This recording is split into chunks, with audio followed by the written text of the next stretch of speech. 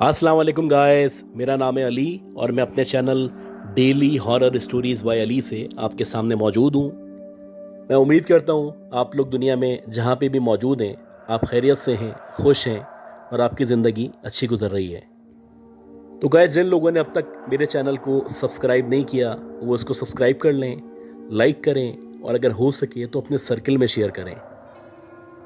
अगर आप अपनी स्टोरीज़ को शेयर करना चाहते हैं व्हाट्सएप कर सकते हैं,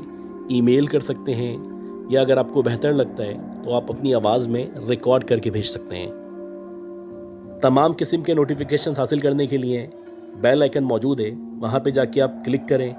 ऑल का ऑप्शन सेलेक्ट करें ताकि जब भी मैं स्टोरीज़ को अपलोड करूँ या जब भी शेयर करूँ तो फ़ौरन से आप लोगों को नोटिफिकेशन मिल जाए। गाइस, आज की जो पहली स्टोरी है ये हमें इमरान भुट्टो साहब ने भेजी है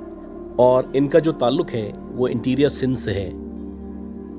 ये जो वाक़या है जो ये शेयर कर रहे हैं, इनके मुताबिक ये जो स्टोरी है वो इनके दादा की स्टोरी है और हम कोशिश करेंगे कि उनकी ही ज़बानी इसको जान सकें या सुन सकें। ये बताते हैं कि इनके जो दादा थे उनका नाम अल्लाह दीनू था और वो सकरंड के एक गांव में रहा करते थे।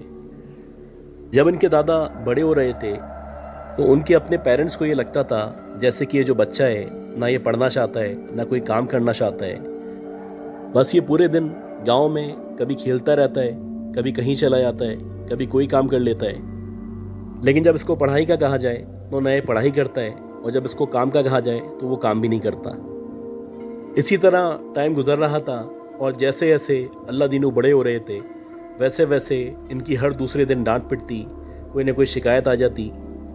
कभी पड़ोस वाले गांव से शिकायत आती कि आपके बेटे ने ऐसा कर दिया है या हमारे जानवर को खोल दिया है या नुकसान पहुंचा दिया है। कुछ दिनों तक तो इनके पेरेंट्स ने ये सारी बातें बर्दाश्त की, लेकिन जैसे जैसे पानी सर से ऊंचा होता चला गया वैसे वैसे इन लोगों ने मुख्तलिफ जगहों पे इनकी जॉब के लिए या इनके काम करने के लिए बात करना शुरू कर दी। खैर, काफ़ी कोशिशों के बाद ये जो गांव था, इस गांव के अंदर एक कैटल फार्म मौजूद था और वो जो कैटल फार्म था या जिन साहब का था वो एक बहुत बड़ी सियासी शख्सियत थे और उनको उस वक्त किसी एक ऐसे लड़की की ज़रूरत थी जो इस कैटल फार्म की देखभाल कर सके, ख़ास तौर पे रात के टाइम में यहाँ पे रुक सके और जो भी माकूल तनख्वाह है वो इसको दे दी जाएगी। खैर, घर वालों ने जब ये प्रपोज़ल सुना तो गांव के अंदर ही ये जॉब थी,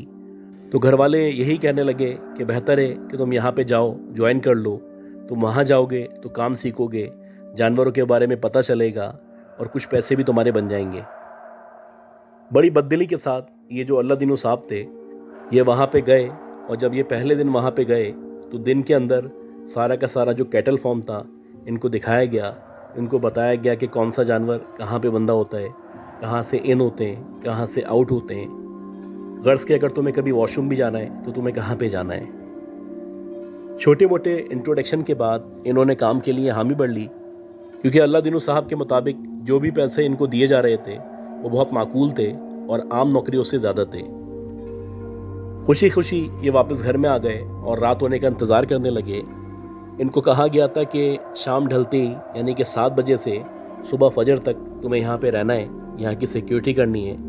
और जानवरों की जो भी ज़रूरियातें, पानी देना, खाना वगैरह देना, ये तुम्हारे ज़िम्मे होगा।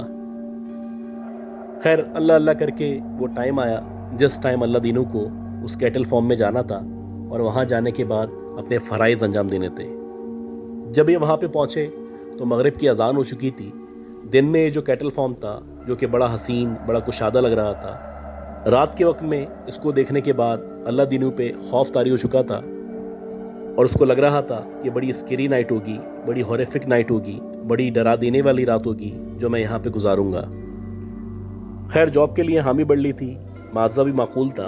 तो अल्लाह का नाम लेके ये वहाँ पे गए, एक पलंग डाल लिया और जहाँ पे जानवर मौजूद थे वहाँ पे उनके सामने ही इन्होंने एक चादर लगा ली और उस चादर को 3 जगह से बंद कर दिया गया, जैसे कि तंबू को बंद किया जाता है। चादर का सिर्फ फ्रंट वाला हिस्सा था जो खुला हुआ था, वो भी इसलिए खुला हुआ था कि वहाँ से इनको जानवर नज़र आ सकें और ये देखते रहें कि कोई चोर तो नहीं आ रहा। बहरहाल, जब ये वहाँ पे गए और अपनी ड्यूटी शुरू की तो शुरू में सब नॉर्मल था। जैसे जैसे रात बढ़ती चली जा रही थी वैसे वैसे सर्दी में इजाफा हो रहा था اور جو بھی سردی میں رات گزارنے کے لیے چیزیں چاہیے ہوتی ہیں وہ ان کے پاس موجود تھیں، جیسے کہ سویٹر، اس کے علاوہ ایک شال، مفلر اور اس کے ساتھ ساتھ جوتے۔ خیر، جیسے جیسے سردی بڑھتی چلی گئی ویسے ویسے ان کو احساس ہو رہا تھا کہ جتنی بھی راتیں میں نے گھر میں گزاری ہیں وہ بہت زیادہ پرسکون تھیں،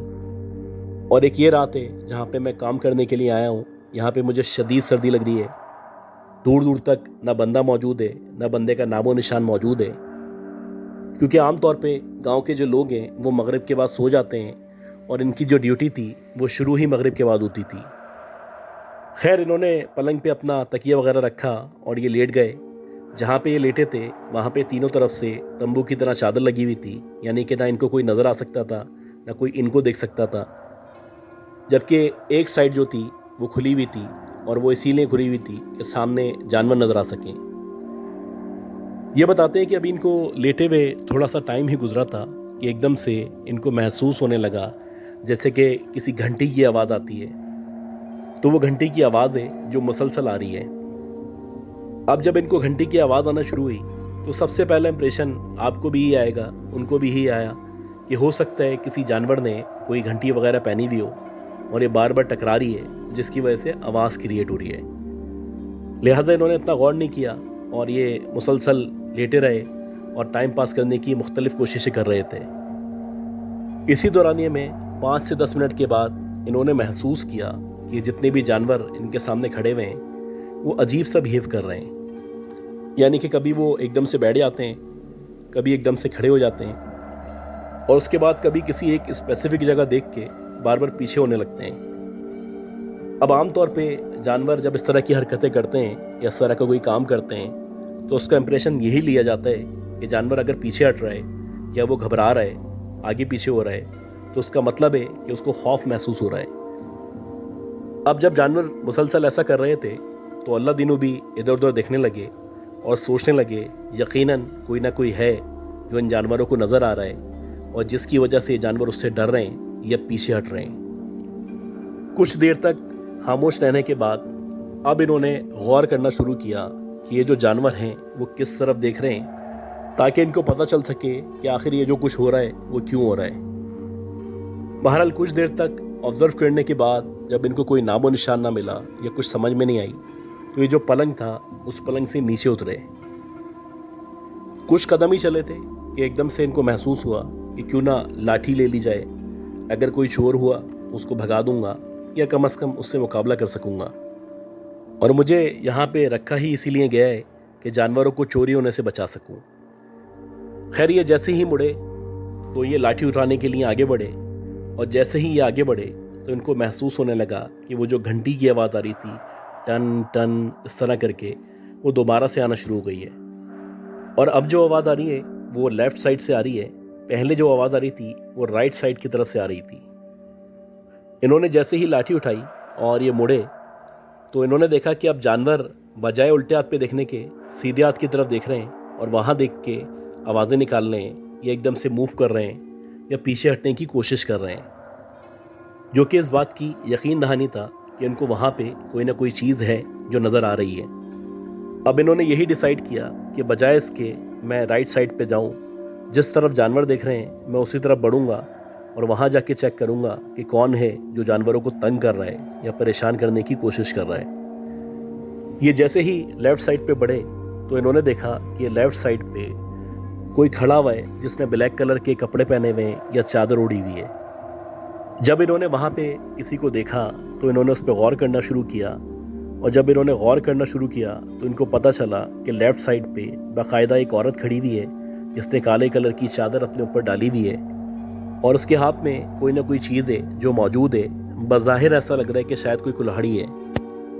اب جب انہوں نے اس عورت کو دیکھا تو ان کے اوپر تھوڑا سا خوف طاری ہو گیا، کیونکہ ان کو پتہ تھا کہ گاؤں کی جو عورتیں ہیں یا جو بھی لڑکیاں ہیں، ایک تو ویسے ہی وہ گھر سے نہیں نکلتی، اور اگر کبھی نکلنا بھی ہو تو وہ سن سیٹ سے پہلے یا مغرب سے پہلے واپس چلے آتی ہیں۔ اب انہوں نے جب اس لڑکی پہ یا اس عورت پہ غور کرنا شروع کیا تو آہستہ آہستہ کر کے وہ جو عورت تھی یا وہ جو لڑکی تھی آگے بڑھنے لگی۔ اب جب وہ آگے بڑھنے لگی تو ان کو اندازہ ہوا کہ دال میں کچھ کالا ہے اور کوئی خطرہ ہے، क्योंकि इन जानवरों की हिफाजत इनकी ज़िम्मेदारी थी और इनको इसीलिए रखा गया था कि यहाँ पे ये हिफाजत अंजाम दे सकें। लिहाजा ये पीछे हटने के बजाय आगे बढ़ना शुरू हो गए और इनको जो भी कुरानी आयत वगैरह आती थी वो इन्होंने पढ़ना शुरू की। जैसे ही इन्होंने कुरानी आयत पढ़ना शुरू की तो देखते ही देखते वो जो औरत थी या वो जो लड़की थी वो पीछे हटने लगी और पीछे हटते हटते वो एकदम से गायब हो गई। ये बताते हैं कि जैसे ही वो वहाँ से गायब हुई तो मुझे अंदाज़ा हो गया कि यकीनन ये कोई इंसान नहीं है, कोई दूसरी मखलूक है। पुराने लोग थे, बहादुर लोग थे, इतनी जल्दी डरा नहीं करते थे। लिहाजा ये दोबारा पलंग पे आए और आके बैठ गए और आयत वगैरह पढ़ने के बाद दोबारा से लेटे और सोने की तैयारी करने लगे। ये बताते हैं कि इनको लेटे हुए मुश्किल से 5 या 10 मिनट ही गुजरे होंगे कि एकदम से इनको महसूस हुआ कि जैसे इनके पलंग के सामने कोई आके खड़ा हो गया है। जब इन्होंने उठ के देखा तो इन्होंने देखा कि इनके पलंग के सामने एक औरत है जो खड़ी हुई है। उसका सर मौजूद नहीं है, उसका सिर्फ धड़ है, लेकिन हाँ उसके जो 2 हाथ हैं उनमें से एक हाथ के अंदर उसने अपना सर पकड़ा हुआ है। और ना सिर्फ उसने वो सर पकड़ा हुआ है बल्कि उस सर के अंदर से बाकायदा खून निकल रहा है जो नीचे गिर रहा है। और वो जो सर की आंखें हैं वो मुसलसल मूव कर रही हैं जैसे कि वो आंखें इनको देख रही हों। अब ये जो मंजर था ये नाकाबिले यकीन मंजर था, क्योंकि वो जो औरत थी उसका सर कटा हुआ था और ना सिर्फ कटा हुआ था बल्कि उसने अपने हाथ में ही वो सर उठाया हुआ था या पकड़ा हुआ था। इनके औसान ख़त्म हो गए, इनके मुंह से आवाज़ नहीं निकल रही थी। ये चाह रहे थे कि कुरानी आयत पढ़ें, तिलावत करें, लेकिन इनके मुंह से एक लफ्ज़ नहीं निकल रहा था। अब ये मुसलसल पजल्ड हुए हुए थे, उसको देख रहे थे कि इसी दौरानिए में वो जो उसका मुंह था जो उसके हाथ में मौजूद था, उस मुंह में से वो बोलने लगी और उसने कहा कि ए अल्लाह दीनू, तुम यहाँ पे आ तो गए हो, लेकिन हम तुम्हें बताए देते हैं कि हम बहुत अरसे से यहाँ पे रहते हैं और तुम भी कोशिश करना कि जब भी तुम यहाँ पे आओ तो हमें तंग ना करो। अगर तुम हमें तंग करोगे या परेशान करोगे तो तुम्हारे साथ भी वही होगा जो तुमसे पहले वाले के साथ हुआ था। ये कहने के बाद वो जो औरत थी या वो जो सरकटी थी वो सीधी चलती हुई कैटल की तरफ गई और वहाँ पे अंधेरे में जाके गायब हो गई। ये जो कुछ इन्होंने देखा था ये बहुत ही खौफनाक था, ना सिर्फ खौफनाक था बल्कि दिल दहला देने वाला था और नाकाबिले यकीन था। बहरहाल ये वहीं पे काफ़ी देर तक बैठे रहे, पजल रहे, लेकिन एक इत्मीनान सा था जो इनको हो चुका था कि वो जो औरत थी या वो जो भी चुड़ैल थी या जो भी मखलूक थी या जो भी सरकटी थी,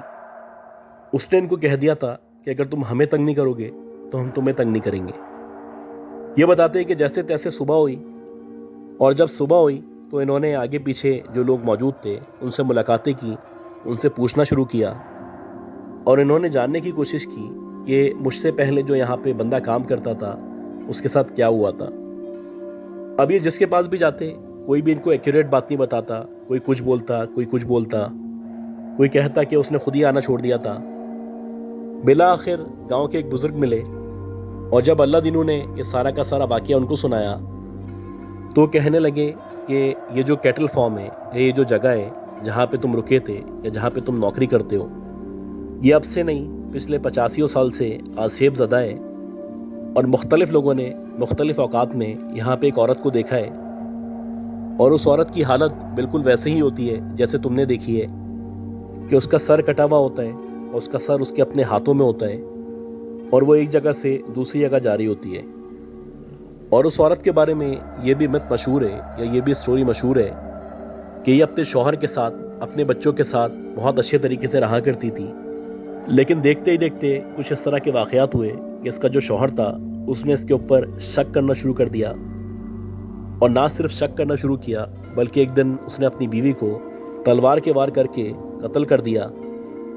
और ना सिर्फ कत्ल किया बल्कि उसका जो सर था वो बाकायदा अलग कर दिया। तो हमने उस वक्त से ही सुना है कि अक्सर यहाँ पे वही औरत नज़र आती है जिसका जो सर था उसको अलग कर दिया गया था। अगर तुम यहाँ पे जॉब करना चाहते हो तो तुम शराफत से जाओ, जॉब करो और शराफत से आ जाओ। कोशिश करो कि वहाँ जाके थोड़ी बहुत तिलावत कर लो, पाक साफ रहो या रात में इबादत का अहतमाम करो। अगर तुम इस तरह करोगे, पाक साफ रहोगे, इबादत करोगे, تو میں تمہیں یقین دلاتا ہوں کہ یہ جو مخلوقات ہیں یہ صرف تمہیں ڈرا سکتی ہیں، تمہیں کوئی نقصان نہیں پہنچا سکتی۔ یہ بتاتے ہیں کہ جو گھر والے تھے ظاہر سی بات ہے وہ پریشر دیتے تھے کہ تم جاب کرو، لہٰذا انہوں نے وہاں پہ تقریباً 6 سے 8 مہینے جاب کی۔ اس دورانیے میں انہوں نے متعدد بار اس عورت کو دیکھا، لیکن وہ جو عورت تھی وہ ان سے خاص ڈسٹینس رکھتی تھی، مطلب ایک حد تک قریب آتی تھی،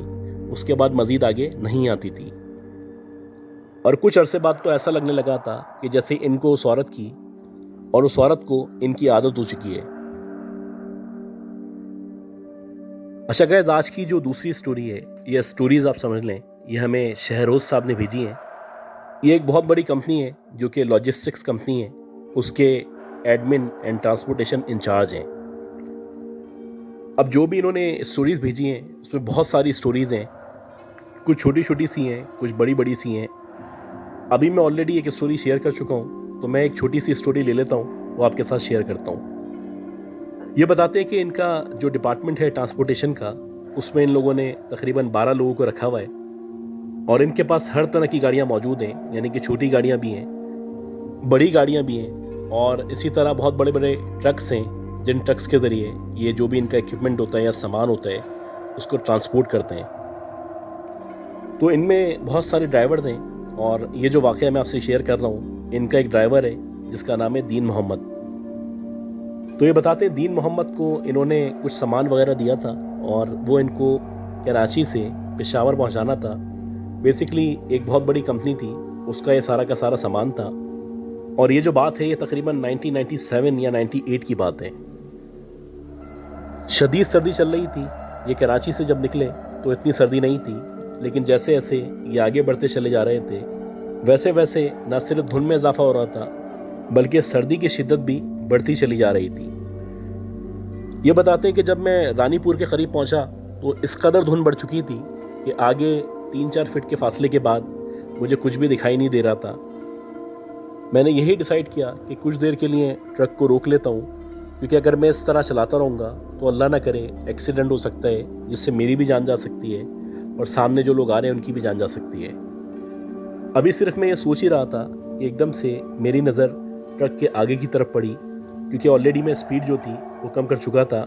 تو میں نے دیکھا کہ آگے کی طرف ایک عورت ہے یا ایک لڑکی ہے جو مین روڈ پہ چل رہی ہے۔ مجھے تو ویسے بھی ٹرک کو روکنا تھا، سپیڈ آلریڈی سلو کر چکا تھا، لیکن بہرحال کیونکہ میری جو لائٹس تھیں گاڑی کی وہ اس کے اوپر پڑ رہی تھیں، تو کلیئرلی پتہ چل رہا تھا کہ ایک عورت ہے جو رات کے اس پہر میں اس مین روڈ پہ چل رہی ہے۔ اب میں بڑا حیران تھا کہ یہ کوئی پاگل عورت ہے جو اتنی رات میں دھند والے علاقے میں یا دھند والے ایریے میں مین روڈ کے اوپر یا ہائی وے پہ چل رہی ہے۔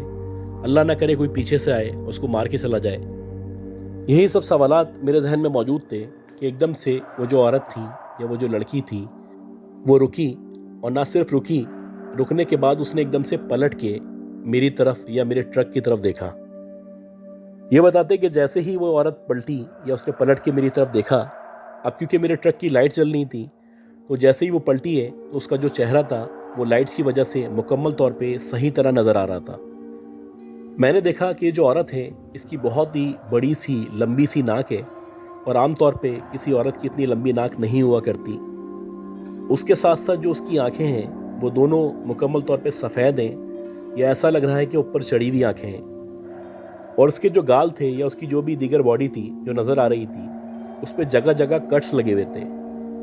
اور یہ جتنے بھی کٹس تھے ان سب سے خون رس رہا تھا۔ جیسے ہی میں نے اس کی شکل پہ غور کیا یا مجھے اندازہ ہوا کہ اس کی جو شکل ہے وہ بہت خوفناک ہے اور نارمل نہیں ہے،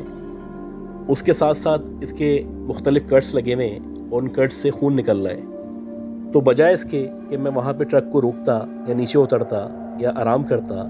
میں نے جو بھی آیت وغیرہ مجھے آتی تھی وہ پڑھنا شروع کی، اور آہستہ آہستہ کر کے میں آگے بڑھنے لگا۔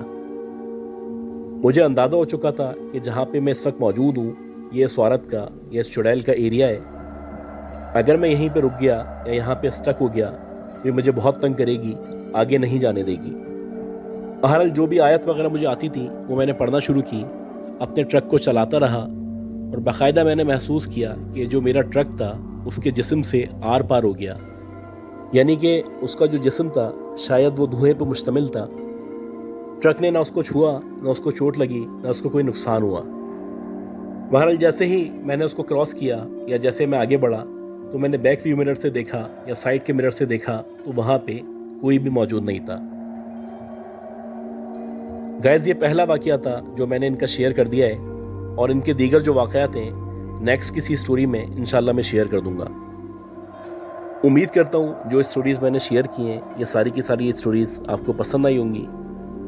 अगर आपको पसंद आई हैं तो प्लीज़ लाइक करें, शेयर करें और अगर हो सके तो अपनी स्टोरीज़ को भी मेरे पास भेजें। दुआ करें कि अल्लाह ताला मुझे, मेरी फैमिली को सबको सेहत दे, ज़िंदगी दे, कामयाबी दे। अगली वीडियो तक के लिए अपना ख्याल रखिएगा। अल्लाह निगहबान।